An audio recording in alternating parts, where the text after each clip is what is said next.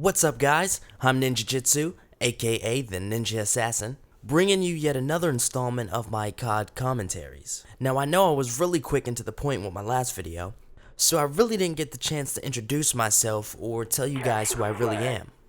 Now, if that's not already obvious, I'm Ninjijitsu. And the whole Ninja Assassin thing came from my specific game style that I implement when I play this game. It would be a crime if I didn't give the credit where the credit is due to the actual originators of this playstyle. Those being a couple of the commentators which I watched, who inspired me to start my own channel, make my own videos, and inspire my own crowd of followers. Those followers who are now officially being dubbed Shinobi. But back to the topic at hand, the originators. Now I, like a lot of the other great commentators out there that we both know and love, didn't just out of the blue formulate the idea of taking my COD videos, putting a recording over them, and calling it a commentary.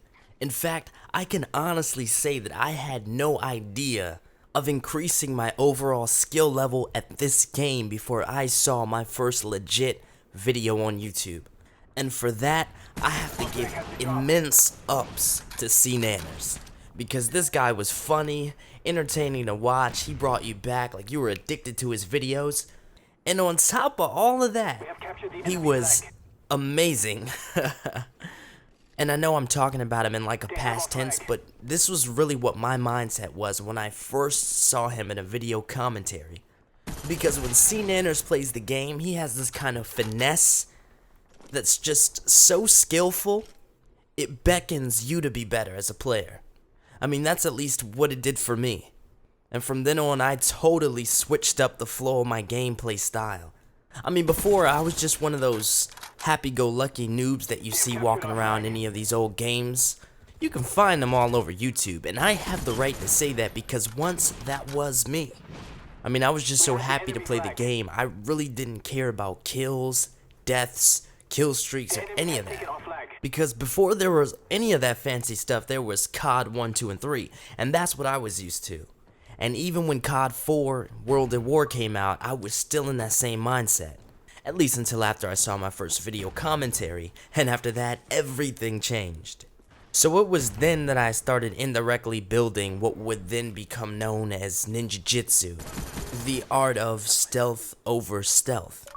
And I know to a lot of you that's already inconceivable, and to the other half, you just don't give a care about it.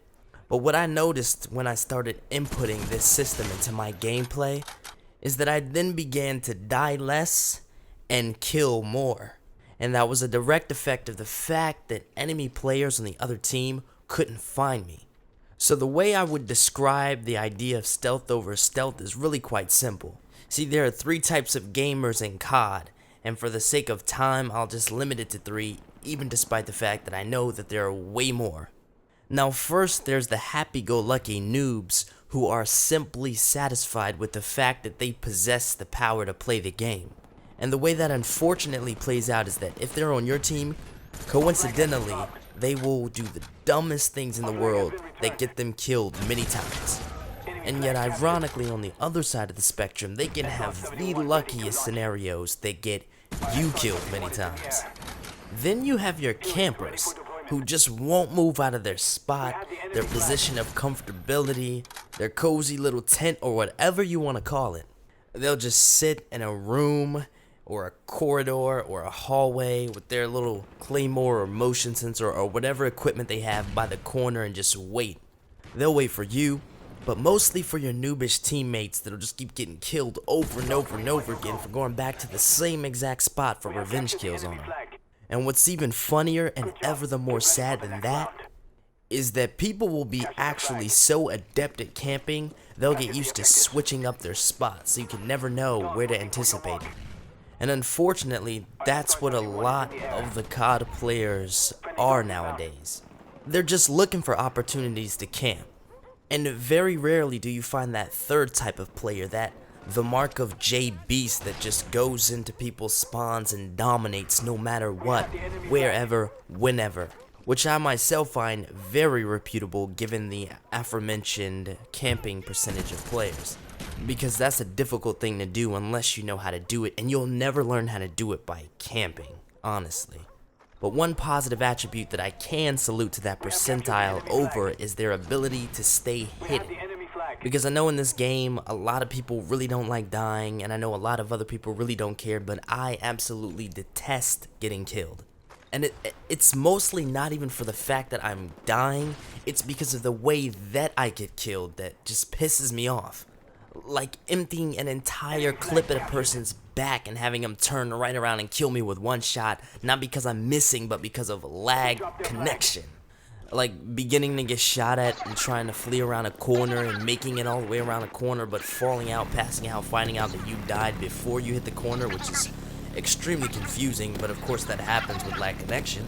Or one of my absolute favorites, just spraying at a person dead on and having them lunge knife straight through all of your bullets right to your chest and killing you. That's amazing.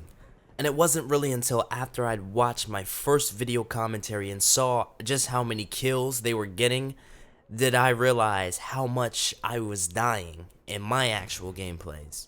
So what I did was I played around just a little bit, switched up my style, tried to sort of mimic who I was watching at the time, and I sort of came up with my own playstyle that suited me best.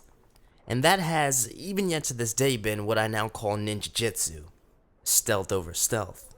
So basically, imagine there's like this elite style of player, and he's like a combination of the rusher who gets the amazing amounts of kills and the camper who's super duper covert. In other words, he would pretty much slay everyone in the game and still be sort of sneaky to where no one would be able to kill him. And that kind of player is one that would really dominate the game. Why? Well, because he has a plan. He's not just running around haphazardly. He's not just sitting in one spot waiting for you to come in and grenade him. And he's not just recklessly running into your spawn trying to get as many kills as he possibly can before you spot him and kill him. He's being both lethal and unseen, and that combination is really deadly. And that's a ninja-like player. But a ninja assassin-like player plays with the expectation that not everyone in the game is a noob or a camper or a reckless rusher. He goes beyond the bar and expects that everyone is a ninja-like player. So there in effect, he has to execute a certain plan that's even more so elite than the ninja-like players, which requires a certain level or manner of invisibility, which is more than invisibility, which demands a certain magnitude of covertness that goes beyond covertness, which begs for a player who is elite above the elite and uses stealth over stealth. That is the art of the ninja assassin. That is the art of my design. That is Ninjijitsu. I am Ninjijitsu. I'll catch you guys later.